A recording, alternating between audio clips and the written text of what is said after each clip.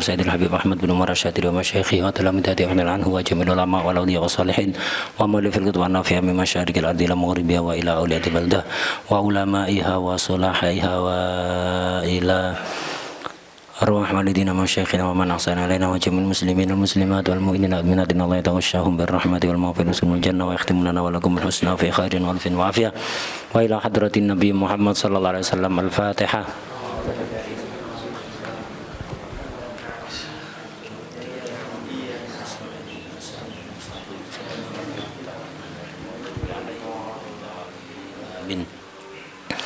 Bismillahirrahmanirrahim. Alhamdulillahirabbil alamin.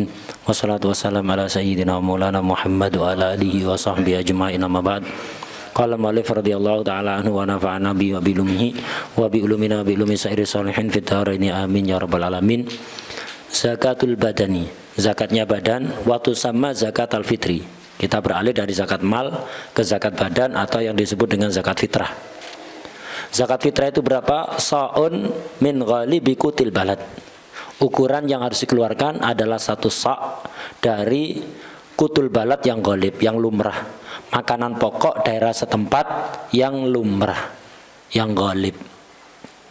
Sa' itu 4 mud. Jadi 1 sa' itu 4 mud. Kalau ihtiyat 1 sa' itu sekitar 3 kilo. Jadi kalau zakat fitrah keluarkan sebanyak 3 kilo, jangan kurang dari itu. Itu ya 3 kilo itu sudah lebih. Ihtiyaton saja ya. Jadi ihtiyaton, ada yang mengatakan 2,5 kilo.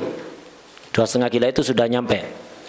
Cuma ada yang mengatakan tidak lebih. Karena itu sebagai bentuk kehati-hatian, selisih cuma 0,5 kilo. Beras 0,5 kilo cuma berapa? Paling 6.000 ya. Beras yang lumayan bagus 1 kilo berapa? 12. Hah? 12.000. 0,5 kilo 6.000. Selisih 6.000, tambahi 6.000 biar hitungannya sah menurut semua ulama. Soalnya 2,5 kilo itu masih menjadi perdebatan. Sudah mencukupi apa enggak? Ini masih menjadi perdebatan. Karena itu zakat fitrah keluarkan 3 kilo.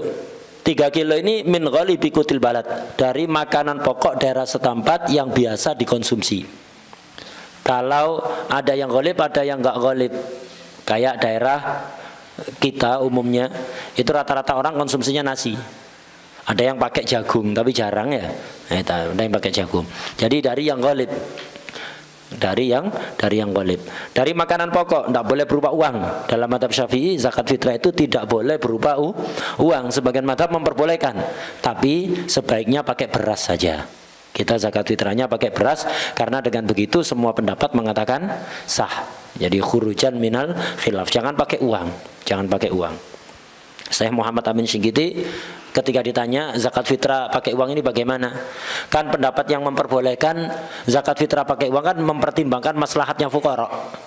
Maslahatnya fuqara itu kan dikasih beras, dikasih uang, kira-kira lebih maslahat mana untuk fuqara? Zahir itu akal-akalan.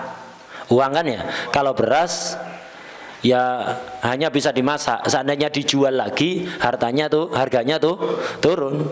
Kalau belinya itu 12.000, dijual lagi ke toko, paling laku 10.000 ya, turun. Itu. Kalau uang kan utuh 12.000, bisa dibuat beli apa saja. Akal-akalan begitu. Tapi syarak pasti ada hikmahnya. Syarak menyuruh kita mengeluarkan dalam bentuk makanan itu ada hikmah. Kita faham ndak? Ya tetap ada hikmah. Jadi yang memperbolehkan pakai uang itu karena mempertimbangkan kemaslahatan fuqara, kemaslahatan mustahikin. Kata Syekh Muhammad Amin Syinqiti, hendaknya kita itu dalam ibadah sebelum memikirkan kemaslahatan orang, pikirkan kemaslahatan sahnya ibadah kita dulu. Jadi jangan ya hanu mikir maslahatnya orang dulu, terus kita mengabaikan maslahat ibadah kita ini sah ndak.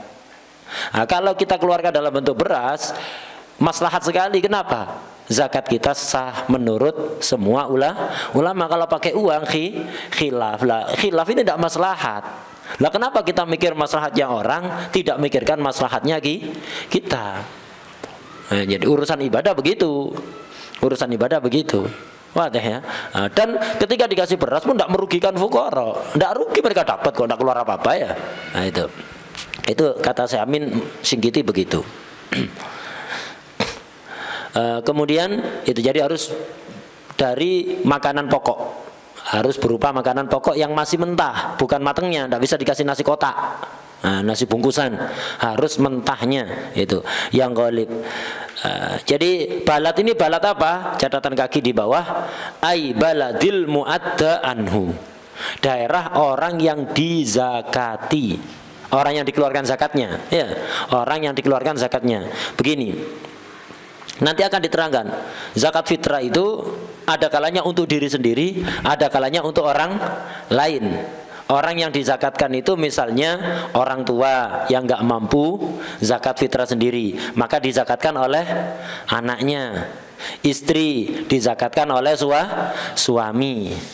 Misal, jadi zakat fitrah itu yang dikeluarkan adalah makanan pokok daerah orang yang dizakatkan. Misal ada orang tua sama anak, orang tuanya tidak mampu zakat sendiri. Orang tuanya tidak mampu zakat sendiri. Anaknya berkewajiban mengeluarkan zakat fitrah kalau punya kelebihan. Misal anaknya tinggal ada di Yaman yang makannya roti misalnya terbuat dari gandum. Orang tuanya ada di Indonesia yang makannya nasi dari beras. Ini kalau melihat balat anaknya yang mengeluarkan zakat, makanan pokoknya apa? Gandum. Tapi kalau melihat yang dizakatkan orang tuanya beras. Lah, ini harus dikeluarkan apa? Ini baladil muadda anhu, yang dizakatkan. Berarti tadi anak itu walaupun tinggal di Hadramut yang makanan pokoknya gandum, untuk zakat orang tuanya harus dikeluarkan dalam bentuk beras. Itu maksudnya baladil muadda anhu. Diganti dengan yang lain boleh apa enggak? Tidak sesuai dengan makanan pokok daerah setempat. Antum di Indonesia zakat fitrahnya kurma, boleh apa enggak? Kurma makanan pokok juga, kurma itu bukan cemilan ya. Makan kurma 7 itu harusnya kenyang sudah, ya buka puasa sudah itu, belum buka. Nah, lah tadi kurma itu apa itu? Enggak cemilan. Itu makanan pokok. Apa boleh di Indonesia yang makanan pokoknya nasi dari beras, itu zakat fitrahnya dalam bentuk kismis atau dalam bentuk kurma atau bentuk gandum. Nah, ini dibahas. Wa yajuzu a'la minhu, diganti boleh asal yang a'la minhu, yang lebih tinggi peringkatnya. Tinggi dan rendahnya peringkat ini bukan dilihat dari harga. Kalau gandum dibanding beras lebih mahal beras. Gandum dibanding beras itu lebih mahal beras untuk di Hadramut. Kalau di sini mungkin lebih mahal gandum, tapi selisihnya tidak banyak. Saya biasanya beli tepung gandum yang isi 2 kilo itu 30.000 biasanya. Jadi tepung gandum yang biasanya Habib buat roti yang hif itu ya, roti hif itu yang agak keras itu 3 kilo itu 2 kilo itu 30.000. Itu mahalnya gara-gara didatangkan dari India. Kalau di daerah aslinya sana ya lebih mahal beras. Di Hadramut dulu lebih mahal beras dibanding gandum itu. Dibanding gandum. Di orang Hadramut sekarang makannya wis sama-sama ghalib itu, roti sama nasi. Anak Indonesia biasanya zakat milih gandum, nah lebih murah. Itu 3 kilo gandum lebih murah dibanding 3 kilo beras. Itu dibanding 3 kilo beras. Jadi udah, kalau diganti boleh, asal gantinya dengan kualitas yang lebih tinggi. Menentukan lebih tinggi bukan dari harga, tapi dari sisi kekuatan gizi untuk badan. Urutannya apa? Itu di kitabnya itu. Wa a'lal aqwat al-burru, yang paling tinggi bur. Fasultu fasyair fadzurah farruz falhumus falmash faladas falful fatamr falzabib falakid fallaban faljuban. Ini ada nadamnya. Kalau untuk menghafalnya itu susah ya. Ada nadamnya. Billahi sal syaikha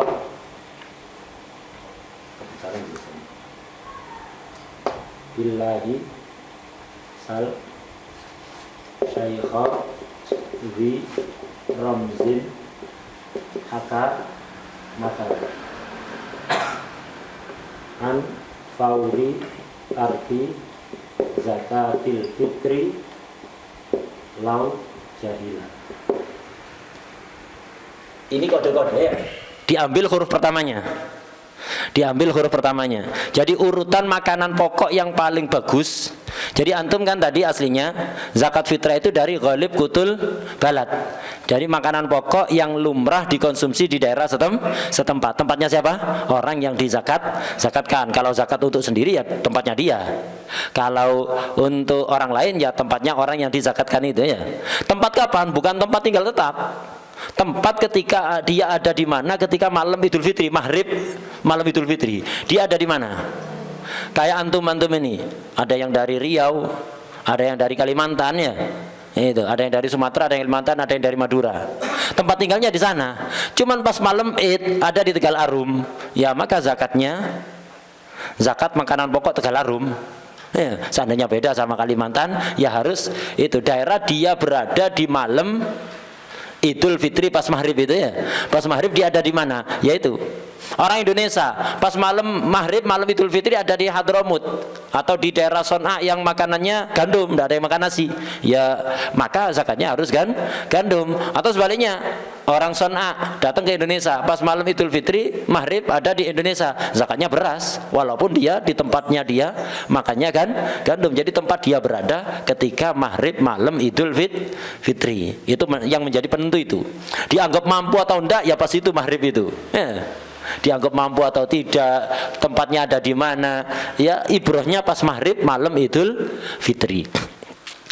Jadi yang harus dikeluarkan itu makanan pokok yang lumrah dikonsumsi di daerah setempat. Diganti boleh asal diganti yang lebih tinggi dari sisi gizinya, dari sisi kekuatan ke badan ketika dikonsumsi. Ini urutannya nih, billahi diambil huruf awal-awalnya. Di kitabnya apa? Wa al aqwat al bur. Bur itu gandum yang dibuat roti. Bahannya roti itu ada kalanya bur, ada kalanya syair. Kalau syair itu kasar dibuat roti. Jadi kalau syair dibuat roti itu kasar. Kalau bur enak. Itu gandum. Ut itu ya, ut itu. Jadi gandum. Nah, ini yang paling nomor 1. Jadi antum di Indonesia zakat fitrah gandum boleh apa enggak? Boleh, kenapa? Ini makanan paling tinggi. Lo dari konsumsi orang sini tidak mengkonsumsi gandum. Beras kan ya? Tidak apa-apa. Kenapa? Gandum kelasnya lebih tinggi. Dan memang kekuatan badan memang lebih. Yaitu kerasa. Antum kalau tidak pernah makan pokoknya roti, ya tidak bisa ngerasakan kan. Antum roti jadi camilan kan ya. Itu hatta habis roti yang tawar satu wadah itu yang gede itu ya tidak kenyang antumnya kalau makan itu. Jadi kalau terbiasa makanan pokok roti kayak di Hadramut itu, tiap harinya itu dulu di Al-Ahqaf sarapan sama makan malam itu roti, nasinya hanya makan siang. Ketika Ramadan nasi aja kerasa lemes banget ke badan itu, lemes bukan karena puasanya, hatta malam itu lemes.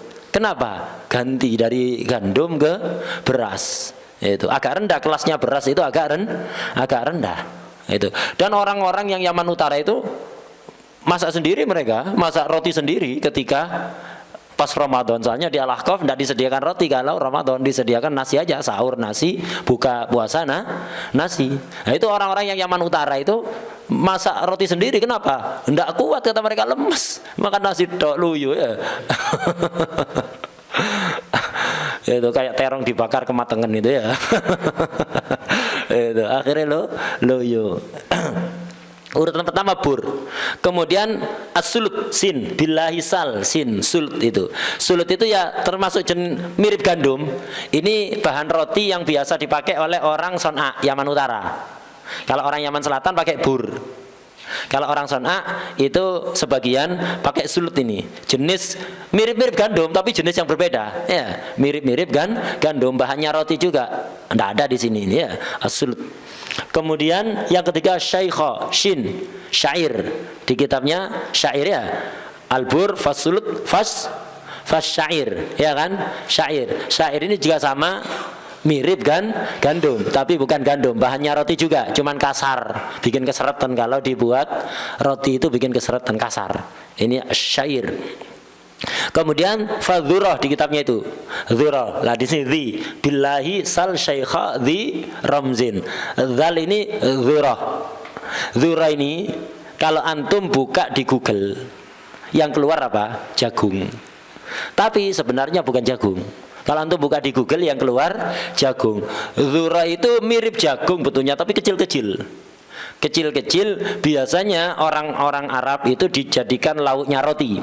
Itu dimasak sampai matang sekali, itu sampai hancur, itu dibuat cocolannya roti.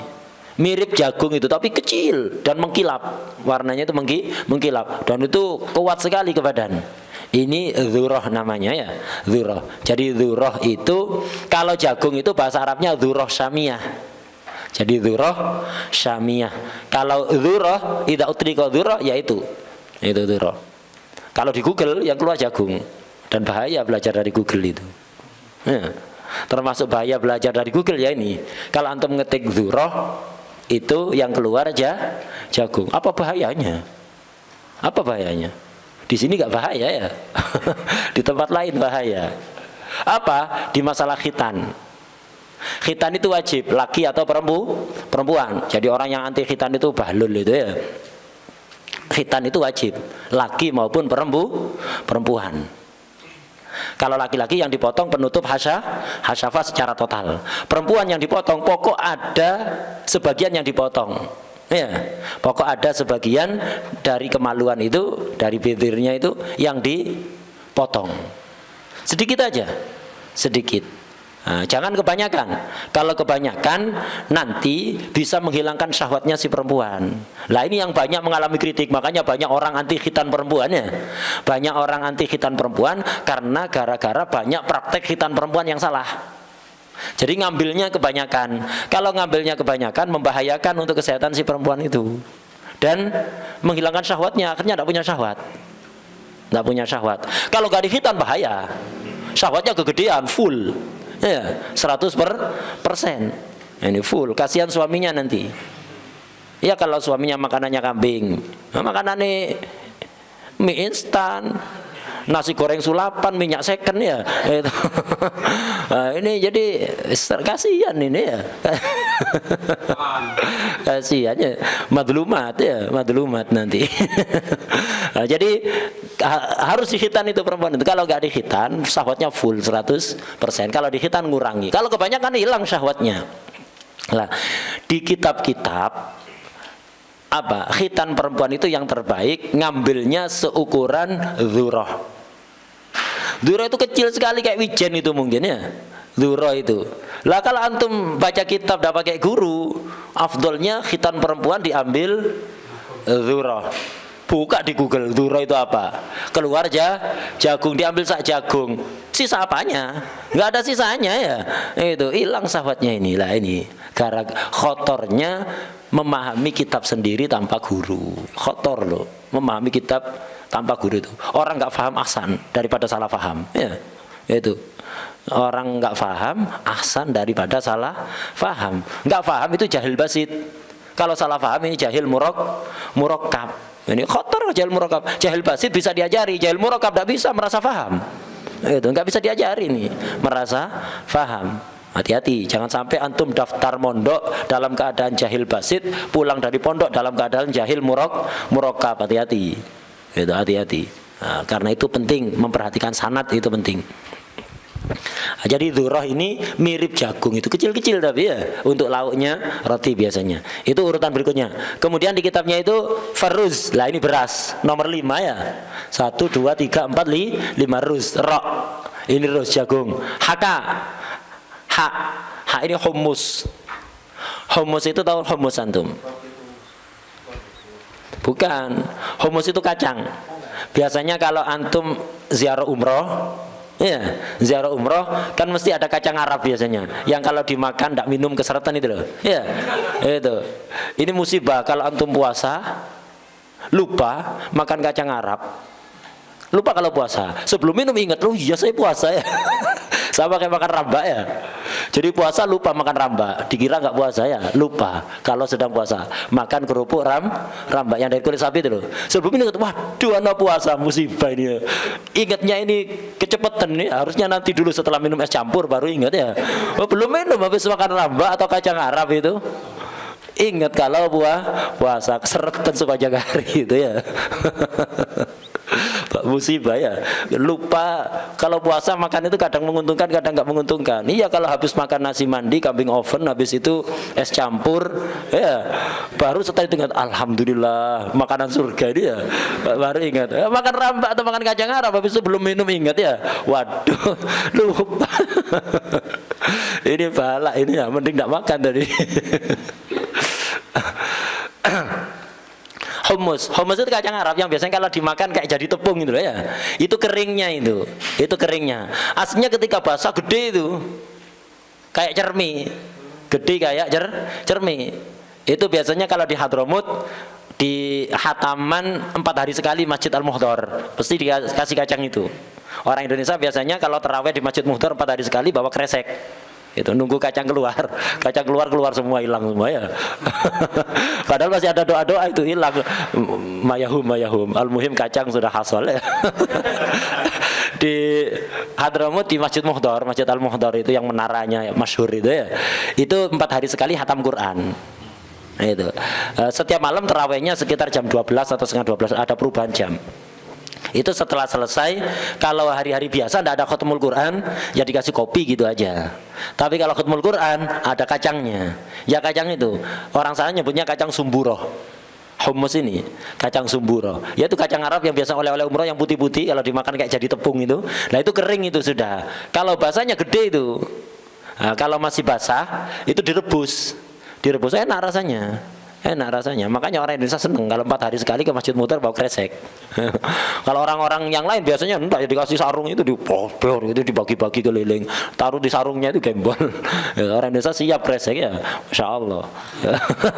Siap kresek. Habis kreseknya isi keluar udah mayahum doa masih ada. Sudah yang penting kacang hasol. Nah, itu termasuk makanan pokok itu. Boleh dibuat zakat fitrah itu. Antum di Indonesia makan pokoknya beras kan ya? Zakat fitrah kacang itu boleh apa enggak? Kenapa? Sudah bukan makanan pokok, kualitasnya di bawah. Lu harganya lebih mahal kan ya? 3 kilo beras cuman 36.000. Kalau 3 kilo ini ratusan ribu ya. Ratusan ribu 3 kilo ini. Enggak boleh. Agama itu tidak akal-akalan ya. Agama tidak. Lu lebih mahal ini hummus ini 3 kilo ya 300.000, ratusan ribu, hatta ratusan ribu. Tidak bisa. Di bawahnya, kualitasnya di bawahnya. Kemudian setelahnya masalah, haka masalah, mim di kitabnya itu mash. Mash itu mirip kacang hijau, kacang hijau. Kalau Habib guru kita Abdullah pernah nerangkan ini kacang hijau, dujer. Dujer aswad, bahasa Arabnya itu dujer aswad. Dujer itu ada dujer ahmar, ada dujer aswad. Jadi kacang hijau. Nah, mas ini kacang hijau. Itu termasuk. Jadi di Indonesia antum zakat fitrah kacang hijau tidak boleh. Walaupun lebih mahal dibanding beras, tidak boleh kacang hijau. Kenapa? Kualitasnya di bawah beras. Kemudian ain ini adas. Adasnya juga sama untuk lauknya roti ini ya, biji-bijian itu kecil-kecil pipi itu gepeng gitu. Pernah tahu, anak pernah dulu pas dars bahasa Arab dosennya itu nunjukkan adas, ini loh adas, dibawakan satu plastik gitu adas, jadi gepeng-gepeng gitu. Jadi adas bukan adas yang dijual obat-obatan itu. Ada 10 sari biasanya di toko rempah-rempah itu namanya biasanya ada dijual adas sama 10 sari untuk jamu penyakit tertentu. Bukan itu atas jamu, itu bukan atas makan. Ini atas yang makanan. Atas yang makanan. Jadi biji-bijian gitu gepeng itu dimasak sampai hancur untuk lauknya roti. Itu. An fauri fa ini full. Ya kacang ini. Kacang untuk lauknya roti. Nah, biasanya ini dihaluskan jadi lembut gitu kayak jenang itu jadi cocolannya roti full. Banyak kalau di sini full, antum nyari banyak di toko-toko frozen itu yang jual roti frozen itu biasanya ada roti yang gede itu, ada lauknya itu full itu yang dihancurkan itu full. Kemudian anfauri kita tamer. Nah, tamer ini di bawahnya beras jauh ya. Tamer, nah, ini tamer. Kemudian zakati anfauri tarki zakati zabib kismis. yang biasanya ditaruh di nasi mandi itu ya, zabib, kismis. Itu makanan pokok, itu bukan aksesoris itu ya. Aslinya makanan pokok. Jadi makan itu ya kenyang sudah. Bukan aksesoris saja, maka dan itu termasuk kut, jenisnya kut itu ya. Itu zabib. Kemudian al-fitri hamzah, akid. Akid ini susu yang dibekukan. Susu yang dibekukan, akid. Al-laban, susu segar. Lau. Jim, juben, keju. Nah, keju itu terbuat dari susu. Kalau zaman dulu tradisional buat keju itu ya susu segar itu dikasih apa? Zat khusus dari lambungnya kambing. Jadi kambing masih anakan. Itu disusui sampai kenyang. Setelah kenyang disembelih. Nanti diambil di lambungnya itu ada zat di situ diambil. Itu kalau dimasukkan ke susu jadi keju, beku jadi keju gitu, tidak cair lagi. Itu zaman dulu, zaman sekarang kimia semua ya. Itu melalui proses kimia. Kalau zaman dulu gitu. Ini namanya dalam kitab fikih infahah. Jadi kalau di kitab fikih ada namanya infahah. Infahah itu bisa najis tapi ma'fu, bisa suci. Yang suci contohnya kayak tadi itu. Itu. Wadah, itu infahah bahan untuk buat keju. Bahan aslinya, bahan dasarnya ya susu segar dicemplungi infahah itu nanti bisa beku. Ini. Jadi susu itu termasuk makanan pokok, bukan sekedar minuman. Makanan pokok itu. Bahkan ini makanan terbaik. Makanya kalau habis minum susu apa? Baca apa? Allahumma barik li fihi wa zidni minhu. Kalau makanan lain, minuman lain, Allahumma barik li fihi warzuqni khairan minhu.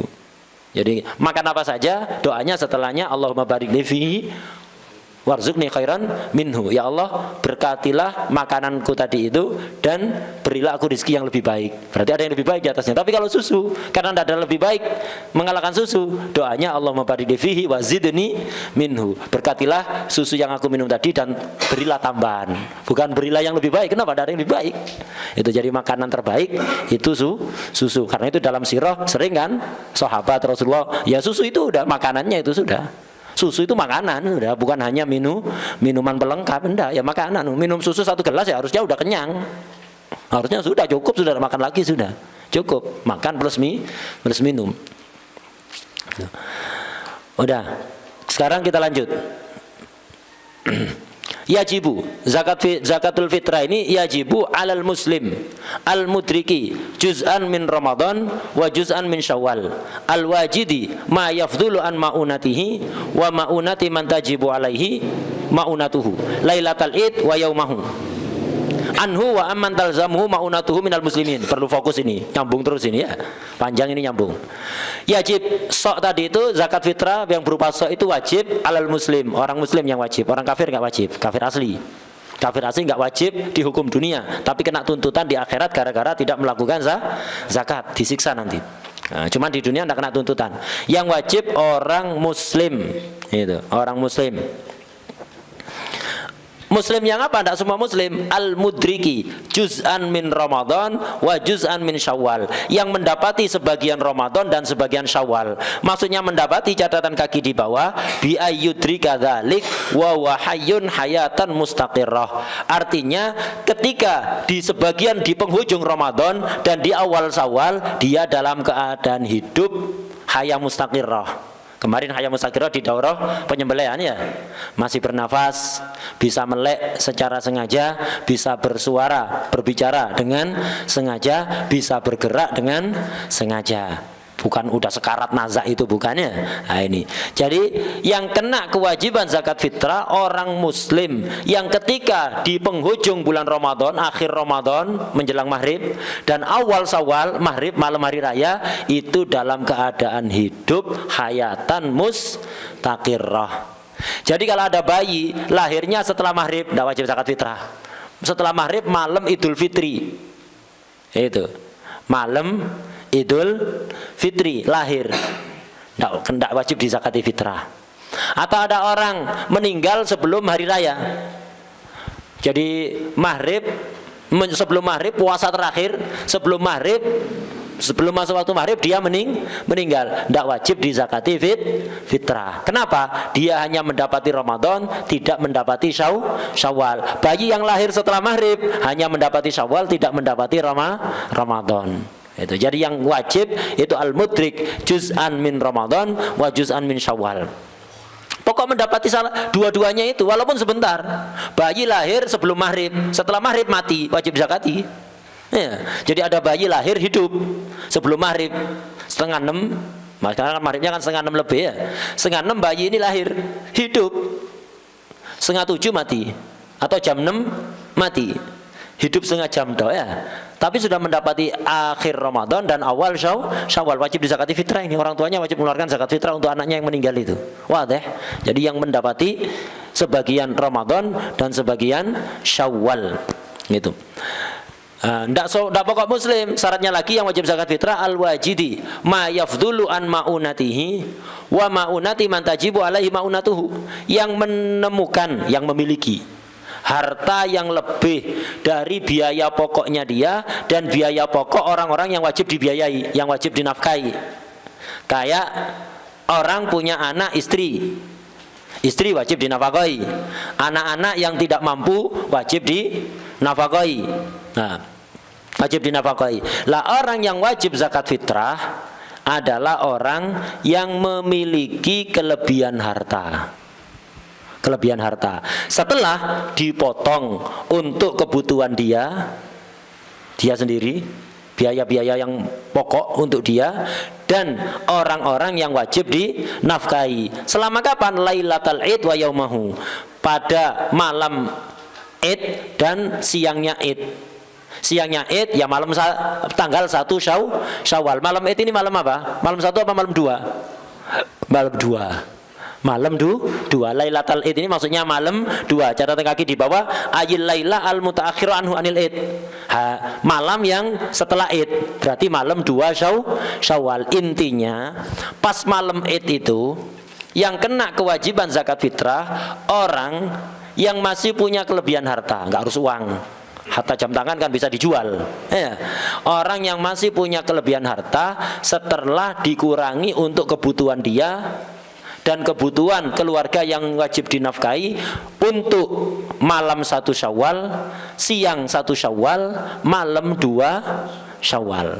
Malam 1 Syawal masuk, cuman di sini nggak disebut kenapa? Sudah maklum. Malam ini yang dimaksud malam 2 itu. Jadi pokok punya kelebihan. Jadi hampir semua orang kena kewajiban zakat fitrah. Jarang sekali orang yang nggak kena kewajiban zakat fitrah. Kebanyakan orang kena kewajiban zakat fitrah. Soalnya apa? Hanya dikurangi biaya yang cukup untuk kebutuhan dia dan keluarga yang dinafkahi pada malam 1 Syawal, 1 Syawal siangnya dan malam 2 Syawal. Sudah cukup itu. Gitu. Al-wajidi ma yafdulu an maunatihi wa maunati man tajibu alaihi maunatuhu, untuk biaya dia dan biaya orang yang wajib dibiayai pada malam Id dan siangnya Id. Nah, ini catatan kaki di bawah. Kebutuhan ini kebutuhan apa? Kebutuhan yang dimaksud kan punya kelebihan harta setelah dikurangi untuk biaya kebutuhan dia. Kebutuhan dia itu ya makan minum yang layak, jelas, sama lauknya yang layak. Kemudian catatan kaki di bawah, wakada andasti saubin laikin liman tukir, untuk satu paket pakaian, dasli saubin itu satu paket pakaian yang layak, wa maskanin tempat tinggal, wa khadimin yahtaju ilaihi man tukir, dan khadam yang diperlukan, pembantu, biaya pembantu yang diperlukan. Ini yang dimaksud maunah. Jadi kalau orang sudah punya layak, sudah punya rumah yang layak walaupun ngontrak, tidak harus punya milik walaupun ngontrak kalau memang dia layak untuk ngontrak. Orang sudah punya tempat tinggal yang layak, punya pakaian satu paket lengkap yang layak untuk dia dan keluarga yang wajib dinafkahi. Kemudian punya jatah untuk makan minum yang layak untuk dia dan keluarga yang wajib dinafkahi selama malam hari raya, malam 1, tanggal 1 dan malam 2. Ini sudah tercukupi, kok masih ada kelebihan, wajib zakat fitrah. Walaupun kelebihannya bukan uang, waduh kelebihannya HP, jualan HP dulu.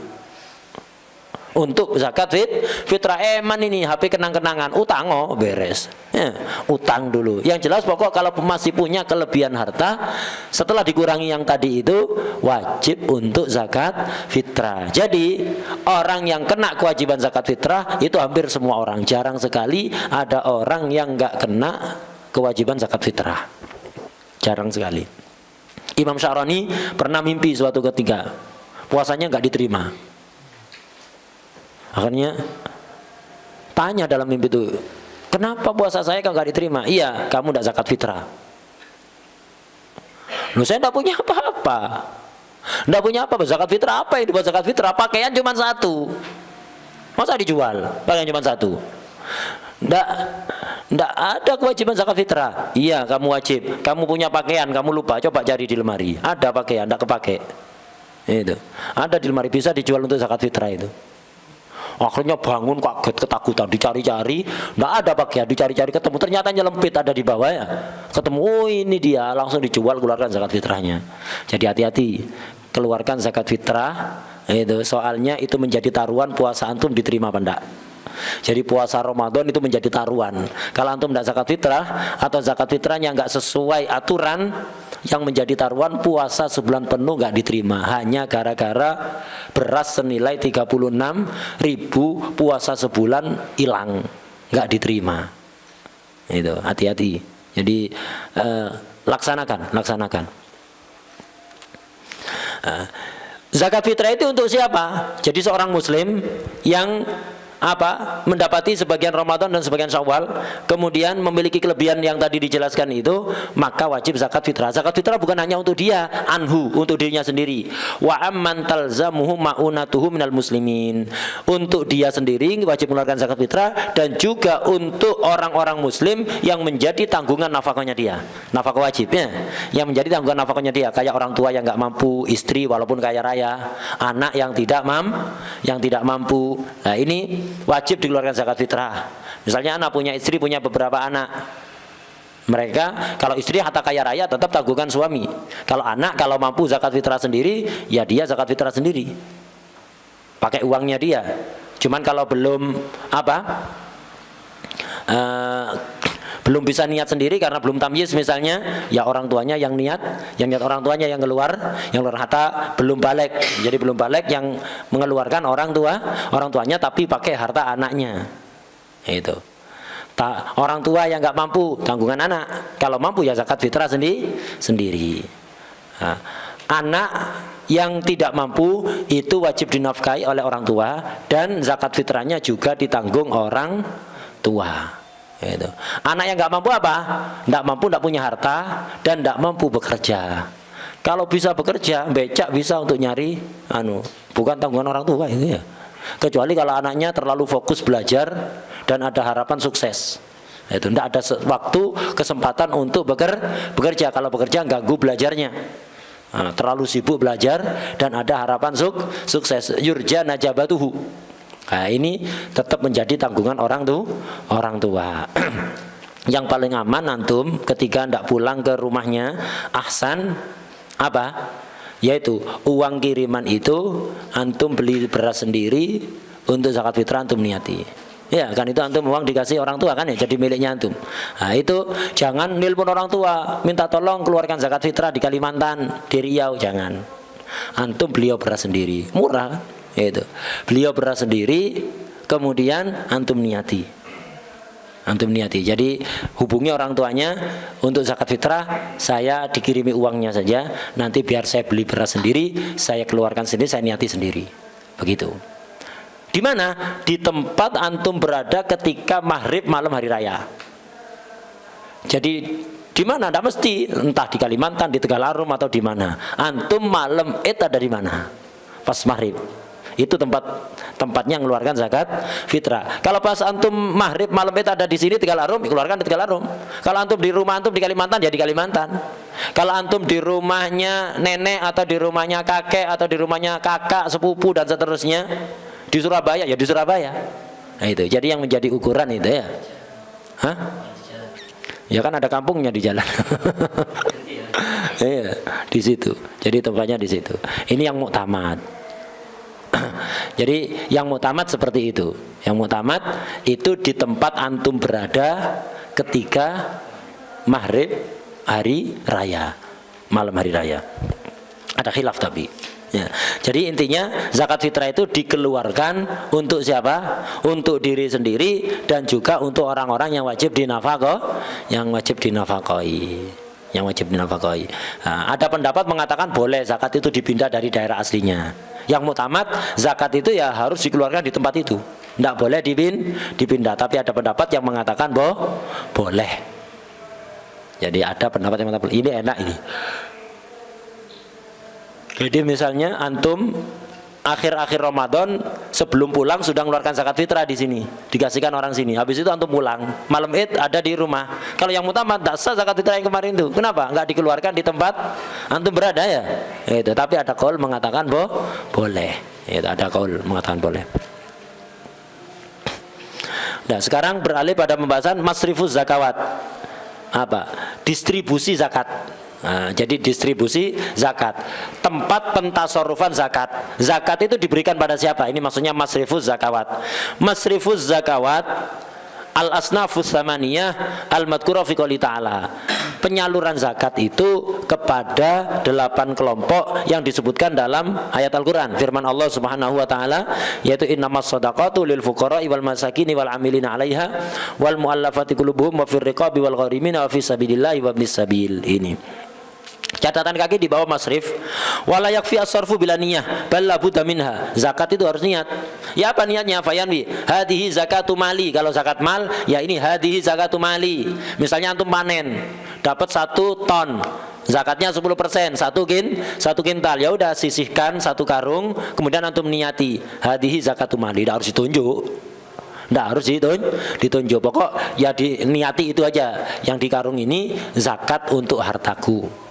Nah itu cukup. Atau dagang ketemu totalannya 200 juta, zakatnya 2,5%, 5 juta. Udah sisihkan uang 5 juta, kemudian niati hadhihi zakatu mali. Gitu. Au shadaqatu mali boleh. Au shadaqul mal al mafruḍah itu boleh.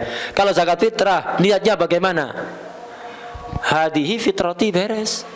Hadhihi zakati beres. Ya, bukan zakatu mali. Karena zakat fitrah itu bukan zakat mal, tapi zakat badan. Hadhihi zakati, hadhihi zakatu zaujati, hada zakatu ibni al-awwal misalnya. Hadhihi zakatu ibni bejo misalnya ya. Itu cukup sudah. Itu cukup. Jadi nggak usah panjang-panjang, sebagian panduan panjang ya tidak harus seperti itu juga tidak apa-apa. Sebagian biasanya niatnya nawaitu an ukhrija zakatal fitri anni fardhon lillahi ta'ala, nawaitu an ukhrija zakatal fitri an zaujati asania fardhon lillahi ta'ala misalnya ya. Tidak harus seperti itu ya. Itu tidak harus seperti itu. Ya tidak apa-apa dengan cara seperti itu. Padahal lebih simpel. Hadi zakati titik. Hadi zakatu zaujati. Hadi zakatu ibni. Cukup sudah. Atau langsung 1 karung. Misalnya suami, istri 2, anaknya 5 ya. Anak 5, istrinya 2, 7, sama dia 1, 8. 8 kali 3 berapa kilo? 24 kilo. Beli aja beras 1 karung 25 kilo kan itu kan ya. Udah 1 karung itu diniati hadihi zakati wa zakatu man tajibu alayya zakatuhu. Beres. Ini zakatku dan zakatnya orang-orang yang menjadi tanggunganku. Beres sudah. Cukup. Atau ditafsir tak apa-apa. Hadihi zakati wa zaujati al-ula wa tsaniya wa auladi wa banati. Beres ya. Atau disebutkan satu-satu. Binti fulana wa binti fulana wa ibni fulan wa ibni fulan wa ibni fulan. Didetailkan satu persatu. Tidak apa-apa. Ya. Tidak apa-apa. Itu. Wadih. Itu wadih.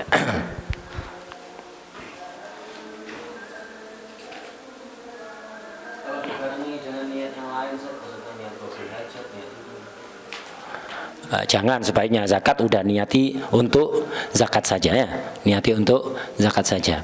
Nah itu. Wah deh. Nah ini jadi zakat fitrah itu cukup hadi zakat gitu. Dan tidak harus dipisah-pisah kayak tadi satu karung itu langsung bisa.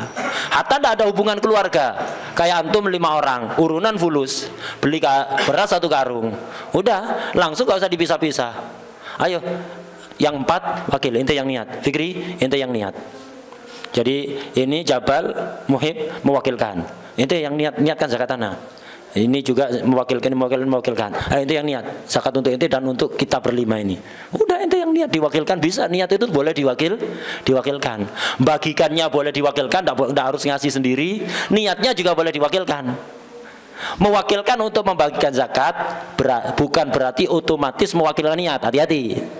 Jadi kalau antum menyerahkan zakat ke takmir masjid misalnya, imma antum niat sendiri sebelum diserahkan itu, atau antum wakilkan ke takmirnya, ini zakat saya ya, tolong dibagikan dan tolong niatkan untuk saya. Begitu. Jadi jangan hanya ini zakat saya tolong bagikan, ini zakat saya tolong bagikan. Antum tidak niat dan tidak mewakilkan niat, tidak sah ini. Jadi sedekah nanti. Jadi imma antum niat sendiri sebelum diberikan pada takmir itu, hadi zakati, terus ini tolong bagikan. Bisa ditaukil membagikan. Atau saat niatnya ditaukilkan bisa. Wadah ya? Itu bisa diwakilkan saat niatnya. Masrifuz zakawat al-asnafus samaniyah, itu 8 kelompok. Itu 8 kelompok yang disebutkan dalam qaul ta'ala. Pertama, innamas shadaqatu lil fuqara wal masakin. 1 dan 2 fuqara dan masakin. Ini beda. Fuqara masakin kalau disebutkan dua-duanya berarti maknanya beda. Kalau menyebutkan fuqara juga, fuqara saja berarti maksudnya mencakup masakin. Menyebutkan masakin saja maksudnya mencakup fuqara. Tapi kalau disebutkan dua-duanya beda. Ya. Kelompok pertama dan kedua yang berhak menerima zakat adalah al-fuqara wal masakin. Siapa itu al-fuqara wal masakin? Begini, tak terangkan globalnya dulu. Fakir itu orang yang kebutuhan pokoknya tidak tercukupi. Orang yang kebutuhan pokoknya tidak tercukupi. Iman tidak bisa sama sekali, tidak punya harta sama sekali. Atau ada tapi tidak mencukupi separuh kebutuhan, di bawah separuh. Miskin itu kebutuhan pokoknya tidak terpenuhi total, hanya terpenuhi sebagian, di atas separuh tapi tidak sampai 100%. Itu miskin. Kita baca di bawah. Lil fuqara jam'u fakir. Siapa fakir? Wahwa man la nafaqata lahu wajibah wala mala. Orang yang tidak mendapatkan nafkah wajib dan tidak memiliki harta. Man la nafaqata lahu wajibah wala mala wala kasba, dan tidak punya penghasilan. Kasbah itu penghasilan dari kerja. Kalau mal bisa jadi dari warisan, bisa jadi punya sawah yang menghasilkan dan seterusnya ya. Hasil persewaan dan seterusnya. Jadi fakir ini orang yang tidak memiliki nafkah wajib, walaupun dapat nafkah sunnah dinafkahi kakak. Nafkah yang wajib itu hanya istri dinafkahi suami, orang tua yang tidak mampu dinafkahi anak, anak yang tidak mampu dinafkahi orang tua. Anak di sini mencakup cucu, orang tua di sini mencakup kakek nenek. Nafkah kepada kakak, adik, paman, bibi, sepupu itu tidak wajib. Tidak wajib. Jadi kalau ada orang dinafkahi kakaknya, dia tidak punya penghasilan, tidak punya harta, makanya ngikut kakak, dinafkahi kakaknya. Ini tidak kategori ghani, ini kategori fakir. Kenapa? Nafkahnya bukan nafkah wajib, kapanpun bisa dihentikan. Macam-macam hentikan ya. Itu. Beda kalau orang tua atau anak atau istri. Mau model apapun ya tetap wajib. Istri asalkan tidak nusyus. Anak sama orang tua kalau udah wajib ya wajib. Hatta kelakuannya tidak benar ya tetap wajib nafkahnya. Ini. Fakir itu man la nafaqata lahu wajibah, orang yang enggak mendapatkan nafkah wajib, wala mala, tidak punya harta, wala kasba, tidak punya penghasilan, yaqau mauqian min kifayatihi, yang bisa memenuhi kebutuhannya, fi kulli ma yahtaju lahu, untuk apapun yang dibutuhkan. Yang dibutuhkan apa?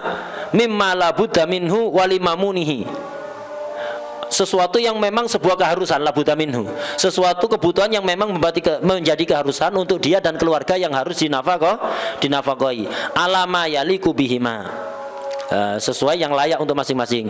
Kebutuhan pokok itu dalam Islam itu ini.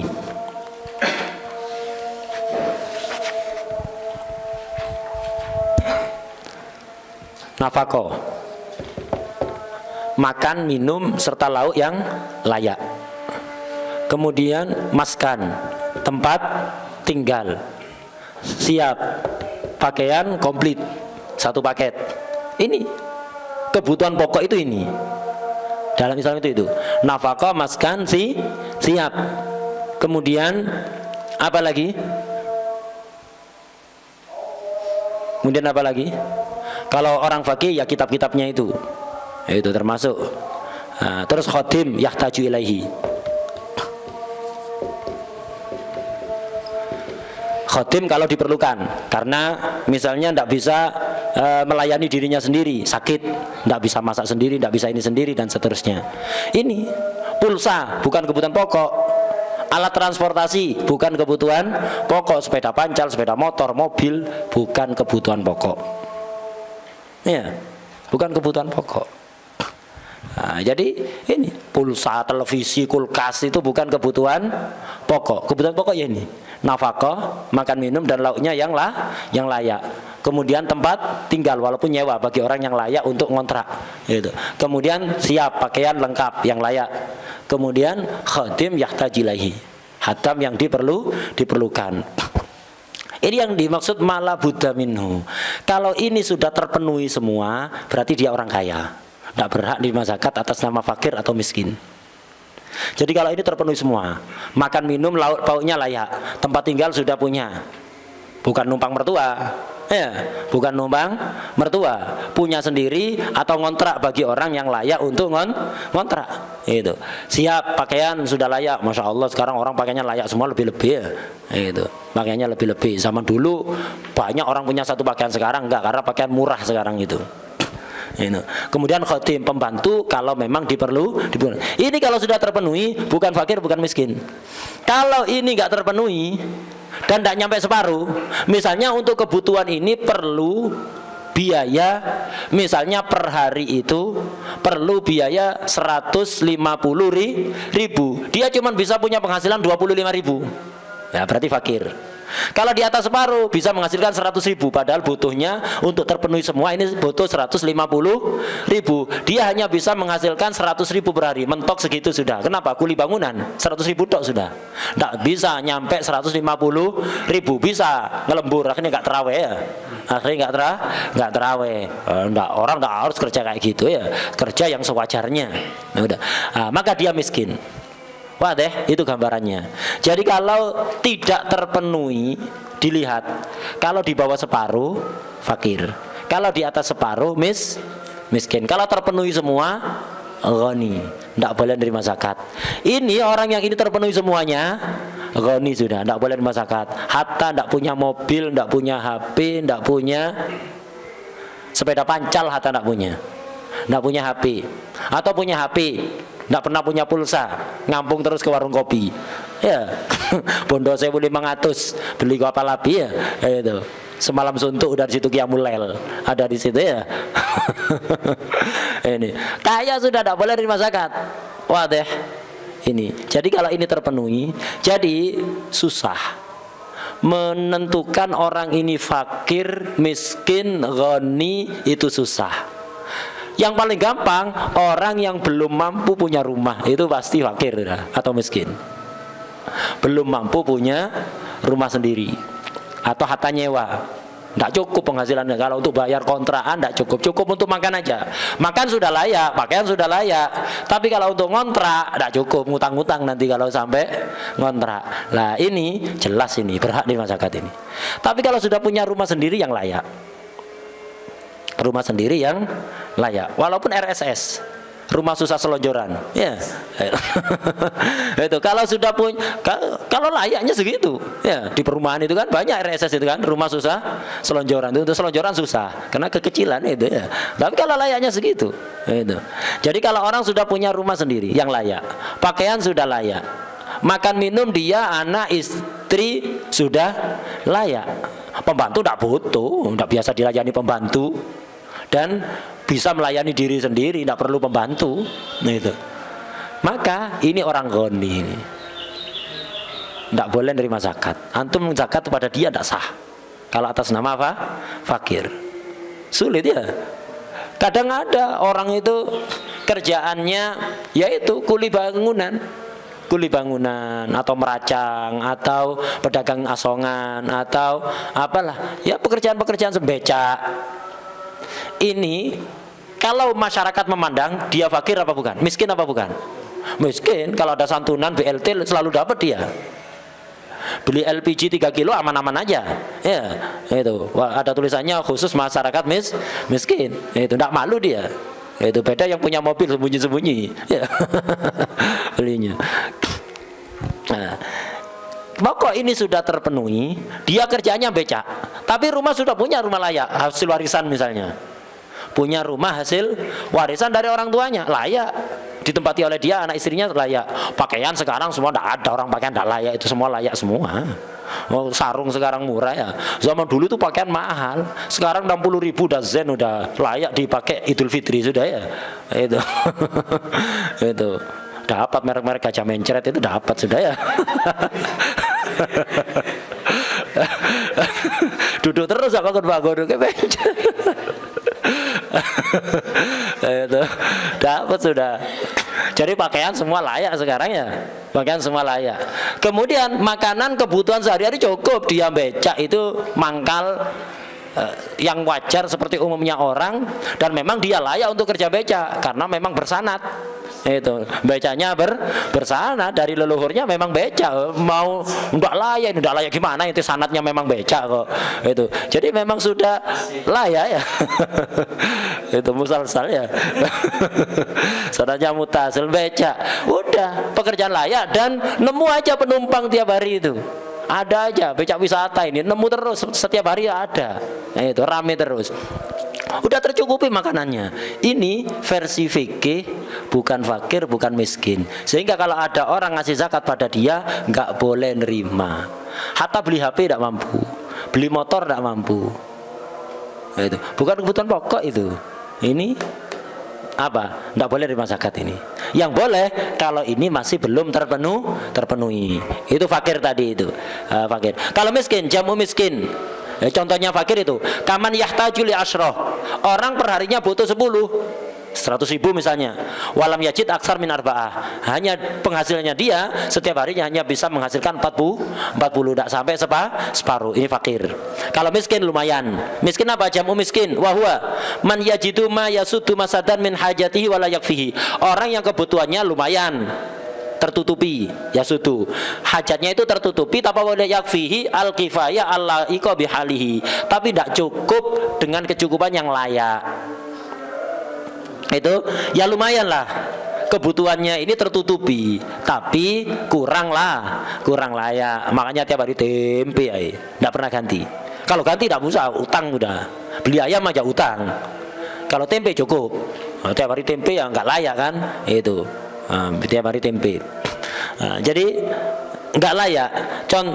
Contohnya kaman yahtajulil asyrah walam yahsul aksar min tis'ah, orang setiap hari butuhnya 100, itu baru bisa tercukupi dengan layak. Tapi penghasilannya setiap hari nggak pernah lebih dari 90, nggak pernah nyampe 100, dapat 60, 70, 80, 90. Ini namanya miskin pokok. Kalau tidak sempurna tapi di atas separuh miskin. Kalau di bawah separuh itu fakir.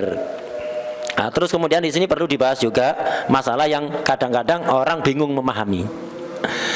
Ada sebagian kitab itu mengartikan begini, pokok orang itu kalau kebutuhan sampai seumur-umumnya manusia, umur ghalib, itu tercukupi berarti ghani. Kalau nggak tercukupi imma fakir imma miskin. Jadi orang umurnya 20 tahun, umur ghalibnya manusia berapa? Berapa? 60 ya. Umur ghalibnya manusia itu 60. Orang ini umur 20. Untuk OTW 60 sisa berapa tahun? Sisa 40 tahun. Uang 500 juta untuk biaya hidup yang layak 40 tahun. Cukup apa enggak? Enggak cukup kan ya? Berarti orang punya 500 juta, fakir apa ghani? Ada ibarat kitab seperti itu. Orang goni itu kalau kebutuhan sejak sekarang sampai umur ghalib 60 itu tercukupi berarti goni. Kalau nggak tercukupi, di bawah separuh fakir, kalau di atas separuh miskin. Orang umur 20 tahun, OTW 60 masih sisa 40 tahun. Uang 1 miliar cukup untuk biaya hidup 40 tahun. Layak. Cukup. Ya enggak cukup. Per hari antum hitung berapa? Sebulan. Itu. Cukup apa enggak untuk 40 tahun? Enggak cukup. 500 juta lah, enggak cukup. Berarti orang punya 500 juta, ghani apa fakir? Fakir ya? Ya apa? Katanya tadi becak setiap hari dapat 100 ribu cukup ghani. Ini punya 500 ribu, fakir. 500 juta ya? Fakir. Ya apa sih karepe? Nah, banyak yang bingung hal ini. Banyak bingung ini. Karena begini, orang itu ada kalanya bisa bekerja untuk menghasilkan uang, ada kalanya nggak bisa. Kerja sendiri atau bayar orang.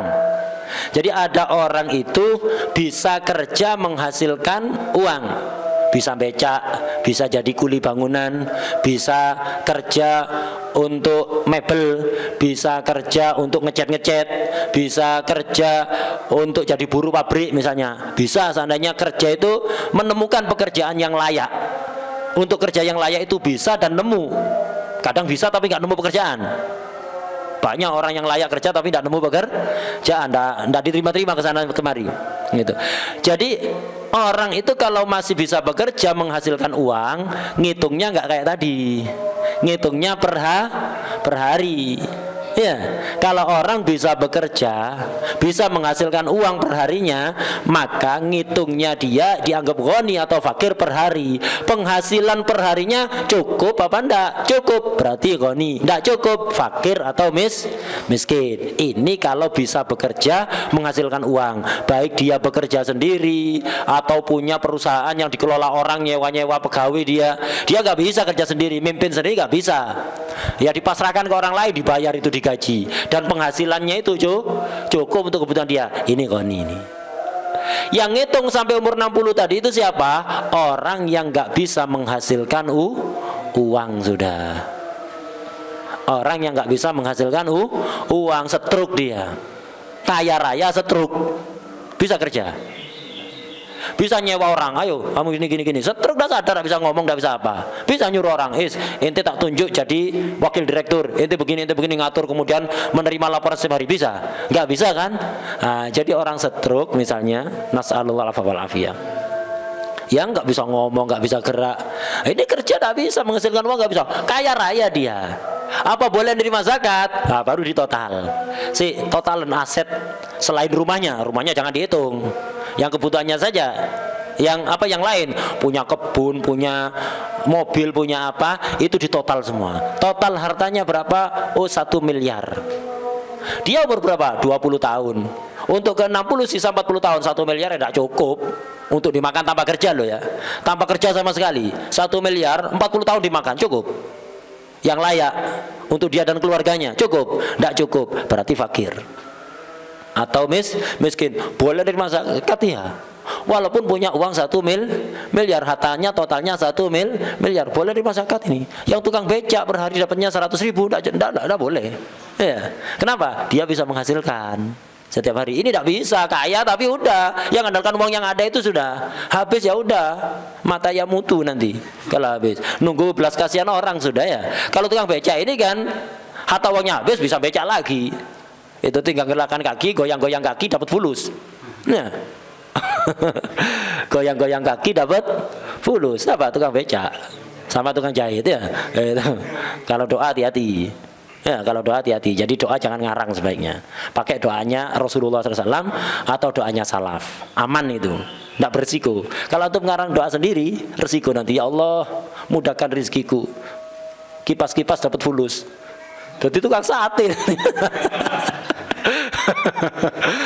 Itu cuman goyangkan kaki dapat fulus. Jadi tukang becak ya, pakai seragam becak wisata nanti ya. Loh ya Allah kok begini loh, sesuai doa ente, doanya gerakkan kaki dapat fulus. Itu yang becak itu. Itu gara-gara doa ngarang sendiri. Udah doanya yang apa? Doa-doanya salaf aja aman. Misalnya Allahumma inni as'aluka sihatan fi taqwa wa tula umrin fi husni amal wa rizqan wasi'an la tu'adzibuni alaih. Ini doa luar biasa ini ya. Ini doa yang diajarkan Habib Ahmad bin Hasan Al-Attas. Itu. Allahumma inni as'aluka sihatan fi taqwa. Ya Allah, aku minta kesehatan tapi untuk takwa, bukan untuk maksiat. Wa tula umrin fi husni amal. Minta panjang umur tapi amalnya baik. Jangan panjang umur tua-tua keladi. Itu kelakuannya enggak benar.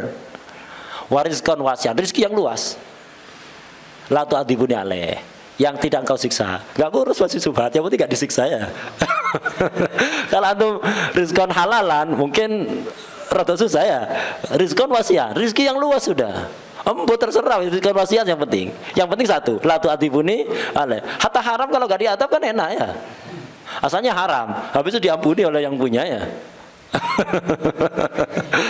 Sobat-sobat masuk semua ke situ. Wariskan wasian, la tu'adzibuni, ada rezeki yang luas. Enggak ngomong yang halal.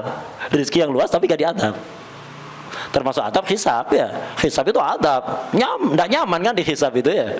Rezeki yang luas yang enggak ada adab, enggak ada hisab. Ini doa yang apa? Istimewa ini, luar biasa ini. Gitu aja udah, enggak usah nentukan goyang-goyang kaki dapat fulus. Udah wariskan wasiat la tu'adzibuni alaih, terserah dari mana sudah ya. Terserah dari mana. Yang penting la tu'adzibuni alaih gitu. Intinya di situ ya. Hatta halal kalau kena adab. Gitu. Halal tapi ya dinikmati sendiri, padahal ada orang lain perlu harta itu, repot nanti. Ya pokoknya wasian la tu'adzibuni. Doa, kalau doanya Rasulullah SAW, doa-doa nabawiyah, doa-doa salaf itu enak, aman, tidak bersiko. Kalau untuk mengarang sendiri berisiko. Itu penting ngapalkan doa-doanya Rasulullah SAW, doa-doanya salaf. Udah. Nah, jadi itu kembali ke miskin dan fakir tadi itu. Kalau orang itu bisa menghasilkan uang, ngitungnya per hari. Kalau nggak bisa menghasilkan uang, hanya mengandalkan harta yang sudah ada itu, maka dihitung sampai umur golibnya manusia. Kalau misalnya orang ini umurnya sudah 59 tahun, untuk ke 60 tinggal setahun, hartanya 1 M, kaya ini. Walaupun tidak bisa kerja ya, tidak bisa menghasilkan fulus. Kenapa? Untuk ke setahun mendatang 1 miliar lebih-lebih ya, cukup lebih dari cukup, maka dia ghani. Wadih? Nah itu wadih. Karena itu di sini ini banyak orang salah paham, makanya tak detail kan. Soalnya di sini banyak yang kebingungan. Ini apa sih katanya ngitung sampai umur golib. Tapi Imam Ghazali misalnya mengatakan kadang orang itu tidak punya apa-apa, cuman punya rumah, pakaian, sama kapak untuk nyari kayu, kayunya dijual. Jadi untuk bisa makan nyari kayu dulu. Modal kapak, tidak punya yang lain. Punya kapak aja, tidak punya yang lain. Hanya punya rumah yang layak, kemudian pakaian layak. Untuk makan setiap hari harus nyari kayu. Modal kapak itu, modal kapak, nyari kayu bisa dijual, baru bisa makan. Nggak gitu, nggak bisa makan. Hanya punya beca, nggak punya sarapan, nggak bisa. Udah, pingin ngopi, beca dulu, baru bisa ngopi, bisa sarapan. Nggak beca, nggak bisa sarapan, nggak ngopi. Nah, ini kaya ini. Kalau rumahnya sudah layak, pakaiannya sudah layak, dan bisa beca, kaya ini. Nggak boleh dari masyarakat. Waduh, anak sarapan nggak ada ini. Yang beca bisa sarapan. Leda beca, ndak sarapan, ndak berhak di masyarakat. Gara-gara gak beca akhirnya gak bisa makan. Padahal dia bisa beca dan layak. Ndak boleh di masyarakat ini.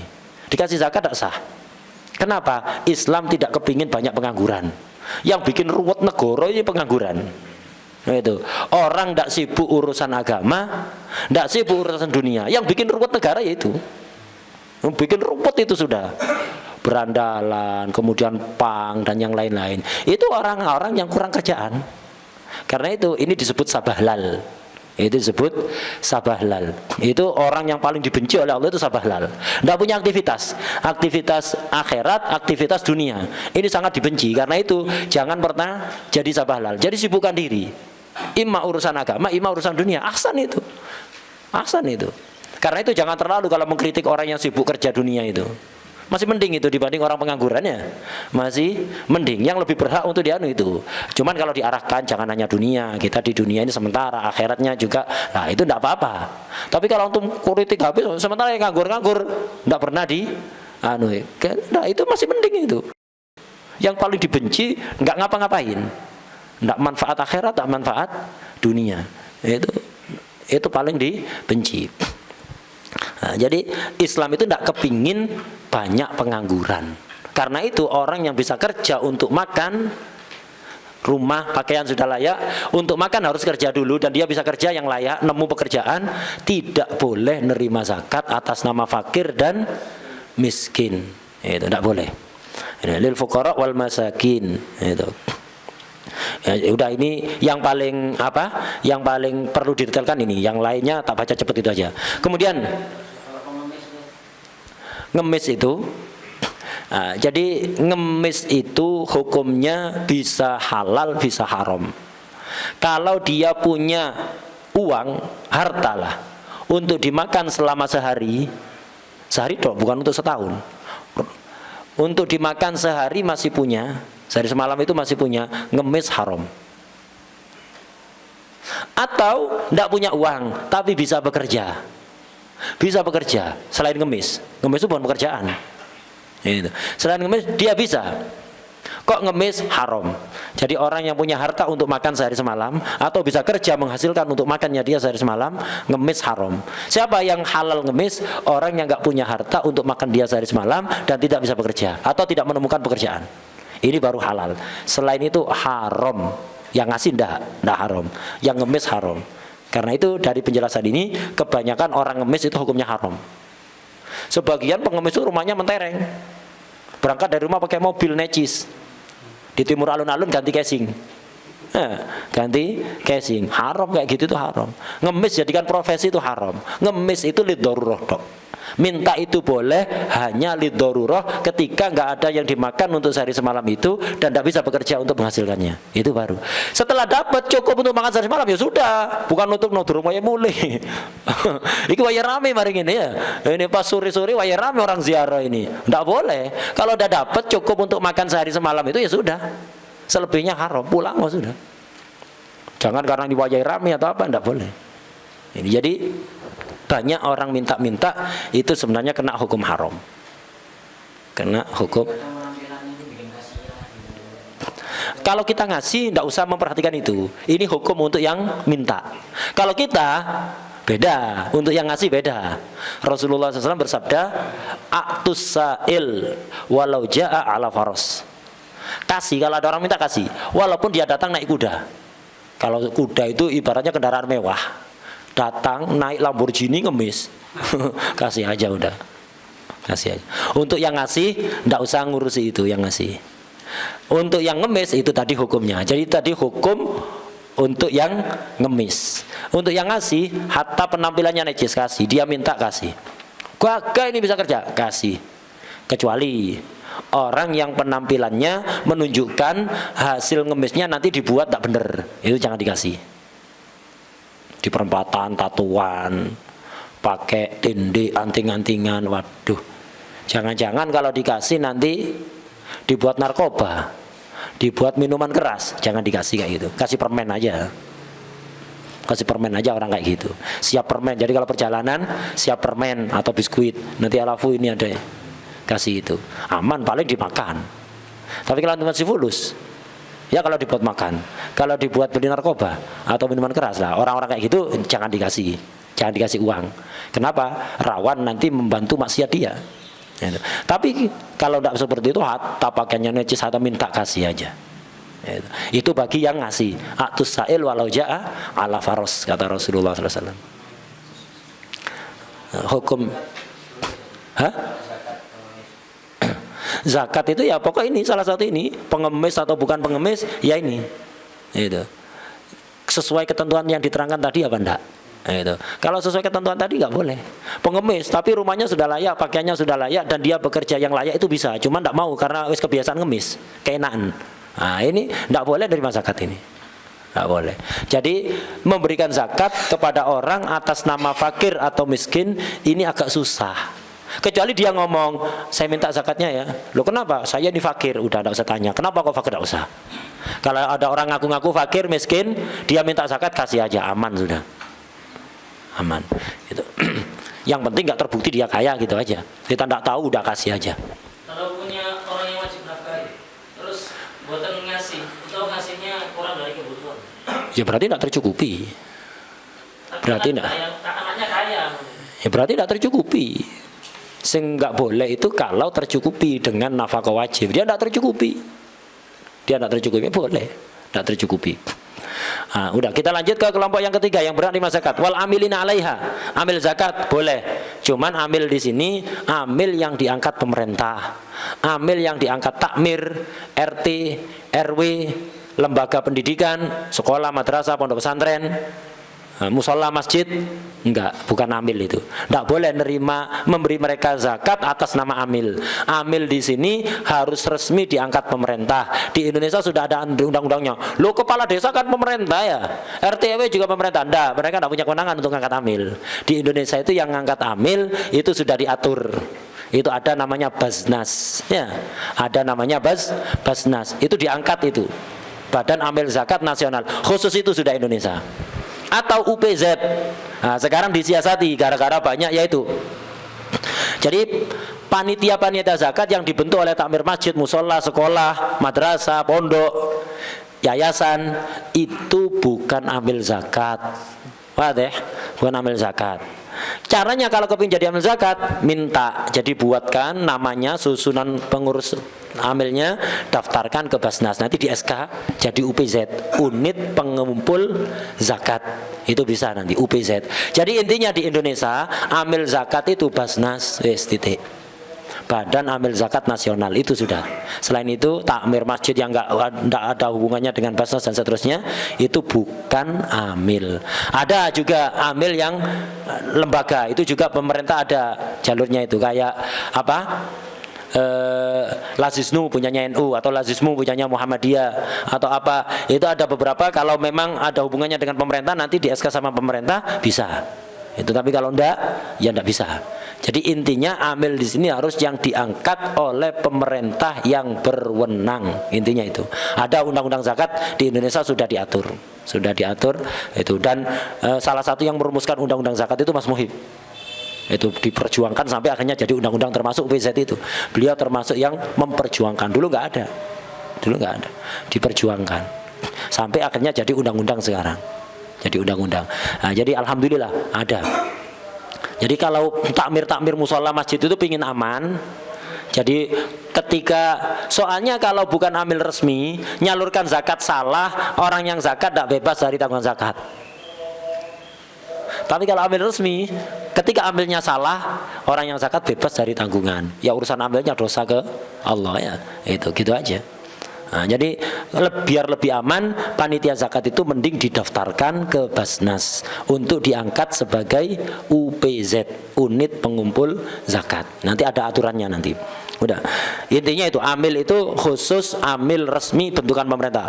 Wal muallafati qulubuhum, termasuk yang menerima zakat adalah muallafati qulubuhum. Siapa muallafati qulubuhum? Catatan kaki di bawah. Hum asnaf. Ada beberapa kelompok, minhum dhaifun niyyah fil Islam au fi ahlihi. Orang yang keyakinannya pada Islam itu masih lemah, Muslim, tapi keyakinannya pada Islam masih lemah, baru masuk Islam, ke Islamnya itu masih, keyakinannya itu, niatnya itu lemah. Atau kepada muslimin, masih nggak bisa akrab dengan muslimin, akrabnya sama yang teman-temannya yang kufar dulu, sudah syahadat Islam, tapi sama muslimin itu nggak bisa akrab. Gitu. Jadi niatnya kepada Islam atau muslimin itu masih lemah, tapi sudah masuk Islam, ini baru mu'allafah qulubuhum. Atau termasuk mu'allafah qulubuhum wasyarif fi qaumih alladzi yutawaqqa bi i'ta'ihi islamu nudharaihi. Tokoh, dulunya tokoh masyarakat kafir, tokoh masyarakat di kalangan orang-orang Kristen misalnya, dia masuk Islam dan Islamnya masya Allah kuat, ngalah-ngalah yang udah Islam turunannya. Itu Islamnya kuat. Kenapa? Dia habis melakukan penelitian mengerti kebenaran Islam, masuk Islam sudah kuat. Ini boleh dikasih zakat atas nama mu'allaf kalau ketika dia dikasih zakat diharapkan masyarakat yang lain, Nasrani yang lain, Kristen yang lain tertarik masuk waduh ini enak, ini masuk Islam banyak dikasih zakat, Islam bisa naik. Akhirnya orang-orang banyak yang ikut-ikutan Islam. Ini tidak apa-apa. Jadi Islamnya masih lemah atau Islamnya sudah kuat tapi dia tokoh, dan ketika dikasih zakat harapannya kaumnya akan ikut-ikutan masuk Islam. Sebagian orang kayak gitu, imanuhu fi ainuh ya. Imannya ada di matanya, fi malihi. Gitu. Bukan fi qalbihi. Kemudian wafir riqab, termasuk yang berhak menerima zakat adalah ar-riqab. Ini budak mukatab, kemarin sudah disinggung. Wal gharimin, termasuk yang asnaf zakat, mustahiquz zakat adalah al-gharimin. Al-gharimin ini ada kalanya orang itu utang untuk kemaslahatan umum, ada untuk kemaslahatan pribadi, sama-sama berhak menerima zakat. Yang penting tidak dibuat maksiat. Kalau utangnya untuk kemaslahatan umum, dia boleh nerima zakat untuk pelunasan hutang. Selama utangnya nggak dibayari, selama utangnya belum lunas, walaupun bisa melunasi sendiri. Jadi ada ribut, dua kampung perang terus, carok, ya. Dua kampung perang terus, ini orangnya perang terus, tak kasih fulus saya wis. Makanya ana utang 1 M, tawur ini fulus, pen 5 juta, 10 juta, dikasih satu-satu dikasih. Ojo gelut mana lo ya. Jangan carut lagi, jangan perang lagi, tak kasih fulus, dikasih. Akhirnya damai gara-gara fulus itu. Ana misalnya melakukan itu, tak kasih fulus semua, ana berhak menerima zakat. Karena ini untuk menenangkan fitnah, keributan, maslahatnya banyak, ke orang banyak, umum, saya berhak menerima zakat untuk melunasi hutang 1 miliar tadi itu. Walaupun saya melunasi sendiri bisa. Itu karena apa? Maslahatnya besar untuk menenangkan keributan. Itu. Selama saya belum melunasi sendiri, kalau udah tak lunasi sendiri, habis itu katanya antum kemarin utang ya untuk menenangkan keributan. Iya. Sudah dilunasi? Sudah. Emangnya ada apa? Kita ini dari panitia zakat mau ngasih antum zakat. Waduh, ndak wingi-wingi ya. Ndak wingi. Udah terlanjur dilunasi ndak bisa. Yes, gantiin 1 M kemarin ndak bisa. Selama belum dilunasi bisa nerima zakat khusus, tapi nerima zakat ndak boleh buat beli yang lain, ndak boleh buat THR atau apa, ndak boleh. Khusus untuk melunasi zakat. Sesuai utangnya, lebih kembalikan. Hanya untuk melunasi utangnya saja. Itu. Walaupun dia bisa melunasi sendiri punya uang selama belum dilunasi. Ini kalau untuk kepentingan umum menenangkan fitnah. Ada kalanya untuk keperluan pribadi. Utang untuk apa? Untuk makan, atau untuk beli pakaian, atau untuk beli mobil, atau untuk beli rumah, atau untuk beli motor, atau untuk beli pulsa. Yang penting nggak haram. Yang penting nggak haram. Jadi banyak utangnya. Kenapa? Ya untuk makan, untuk beli HP, untuk beli pulsa, untuk beli kuota, banyak utangnya. Ini kepentingan pribadi. Yang penting bukan untuk maksiat uangnya tadi itu, boleh nerima zakat. Dengan catatan selama belum dilunasi utangnya dan dia ngelunasi sendiri nggak bisa. Beda dengan yang tadi ya. Kalau yang tadi hatta ngelunasi sendiri bisa, selama belum dilunasi boleh ngambil zakat untuk ngelunasi. Kenapa? Maslahatnya untuk orang banyak. Tapi kalau untuk beli HP, beli pulsa, beli makan, manfaatnya untuk dia sendiri. Maka boleh nerima zakat asal belum lunas utangnya dan dia seandainya ngelunasi sendiri tidak punya. Kalau punya untuk ngelunasi sendiri, tidak boleh nerima zakat. Itu catatan kaki di bawah, bisa dibaca sendiri nanti. Kemudian termasuk mustahiquz zakah wa fi sabilillah. Sabilillah ini wahumul ghuza al mutatawwiun bil jihad, yaitu pasukan perang sukarela. Pasukan perang yang enggak dibayar, bukan TNI. Kalau TNI enggak dibayar. Ini pasukan perang yang tidak dibayar, tidak ada bayaran, berhak menerima zakat. Terakhir wabnis sabil, termasuk yang berhak menerima zakat adalah ibnu sabil. Ibnu sabil ini orang yang sedang safar atau mau safar, tidak punya bekal atau kehabisan bekal. Ini asal safarnya mubah, mau safar kemana? Pulang. Ini waktunya pulang mondok ya. Ongkos tidak punya, pesawatnya mahal ini. Harga lebaran, nyari zakat aja ke kantor Basnas ya, daftar kantor Basnas. Siapa ini? Saya santri, gitu. Ngapain ke sini? Minta zakat untuk beli tiket pesawat. Gak apa-apa ya. Jadi mau safar, itu. Jadi mau safar gak punya fulus. Imma beli tiket atau untuk makan selama perjalanan. Nggak punya, bisa nerima zakat. Atau asalnya sudah safar, habis bekal di tengah perjalanan. Ada orang safar ke Jakarta, nyampe Semarang habis uangnya dicopet orang misalnya, mampir aja kantor Basnas. Ngapain? Iya, saya musafir dari Jawa Timur mau ke Jakarta, ini kecopetan di terminal tadi, minta zakat untuk melanjutkan perjalanan. Boleh gitu. Wahum al musafirun, orang yang sedang safar, memang sudah safar. Awil muridu nas safar, atau masih mau safar, dengan catatan al mubah, al-muhtajun yang butuh. Kalau antum sudah cukup, nggak boleh ya. Sudah cukup, sudah punya, nggak boleh ngambil zakat atas nama ibnu sabil. Itu harus butuh. Hajat itu hajat. Kalimat butuh ini orang Kalimantan tidak seneng ya. Itu beda soalnya maknanya itu. Hajat gitu aja. Ya maksud saya bukan bahasa itu, maksud saya ini bahasa Indonesia atau bahasa aja Jawa ya. Itu. Dikasih seberapa? Fayu'taun mayusiluhum maksidahum au amwalahum. Dikasih tapi tidak boleh banyak-banyak. Dikasih ya seukuran kebutuhannya. Untuk ke Jakarta ya tiket ke Jakarta sama makannya. Atau misalnya enggak, saya punya uang enggak sampai Jakarta, nanti dari Semarang misalnya di Tegal. Di Tegal situ anak punya uang di situ. Nanti tak ambil di rumah sohib. Wes, ya maka dikasih ongkos sampai ke Tegal aja. Nanti dari Tegal yang ngambil uangnya di sohibnya itu. Nggak ketemu sohibnya, dolek basnas lagi di Tegal ya.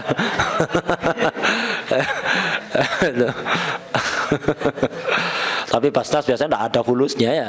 Itu. Soalnya ya minim kesadaran zakat masyarakat kita itu sangat minim. Undang-undangnya sudah ada, tapi penerapannya sangat minim. Masyarakat ditarik zakat itu jarang yang mau. Itu.